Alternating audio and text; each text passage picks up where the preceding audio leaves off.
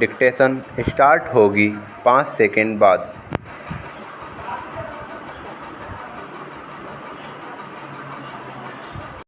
Start. कोई माने या ना माने, लेकिन सच यही है कि भारत में इस समय जिस तरह का लोकतंत्र चल रहा है उससे लोग अब बुरी तरह से ऊब चुके हैं। भारत में अब लोकतंत्र का दूसरा मतलब अब बिना किसी डर के खुला भ्रष्टाचार और पद पर बैठकर चाहे जिस तरह की बेईमानी करना हो गया है। यहाँ लोकतंत्र का मतलब आम आदमी के लिए जुए, सट्टे और लॉटरी से अधिक नहीं है। देश के लोग जिस प्रकार कोई आदमी लॉटरी में करता है कि एक बार इस लॉटरी का टिकट लिया और उसमें अगर इनाम नहीं मिलता तो फिर किसी दूसरी लॉटरी में किस्मत आजमाने के लिए टिकट खरीद लिया, कुछ वैसा ही कर रहे हैं। लेकिन यहाँ अनुभव बता रहा है कि एक बार लॉटरी में तो भूले भटके से चांस लग भी सकता है, लेकिन जिस तरह का लोकतंत्र अपने यहाँ चल रहा है उसमें एक सच्चे, ईमानदार और केवल देश के व्याप्त हित को ध्यान में रखकर काम करने वाले नेता और उसकी सरकार की कल्पना नहीं की जा सकती।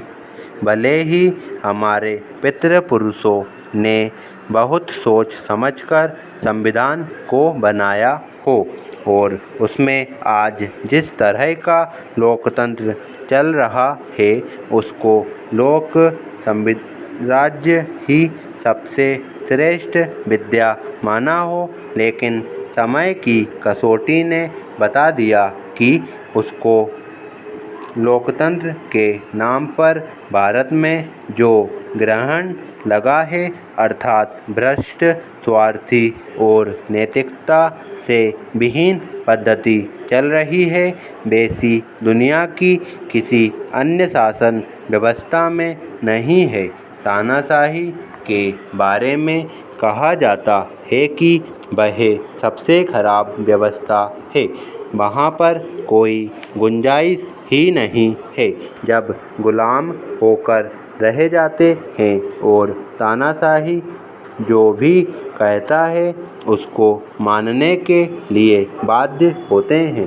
तानाशाह भी यही करता है कि उसे जहाँ भी कोई विरोधी दिखाई देता है उसे समाप्त करने में देर नहीं करता।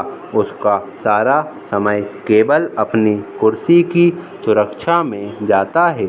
उसका सबसे पहला काम यही होता है कि अपने चारों ओर सुरक्षा की एक पक्की दीवार खड़ी कर ले और उसके बाद वह काम करता है। भारत में यदि हम अपने यहाँ लोकतंत्र के व्यवहारिक स्वरूप को देखें तो स्पष्ट होगा कि यहाँ पर चुनाव होने के बाद जो भी व्यक्ति केंद्र या राज्य में सत्ता के शिखर पर आता है उसका अधिकांश समय केवल इसी में लगा रहता है कि उसकी गद्दी सलामत रहे।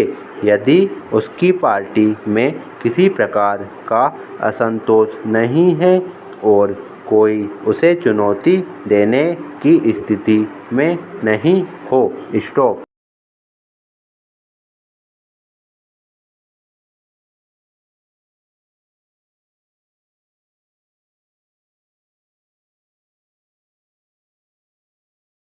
उद्योगों को बढ़ावा देने पर विचार करें।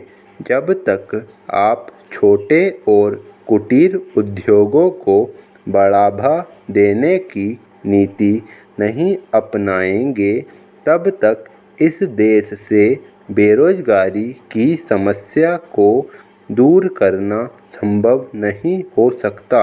अतः मेरा निवेदन है कि आप इस पर गंभीरता से विचार करें, क्योंकि आप भी यह जानते हैं कि इस देश की 80% आबादी गांवों से खेती पर निर्भर करती है, भूमि पर निर्भर करती है।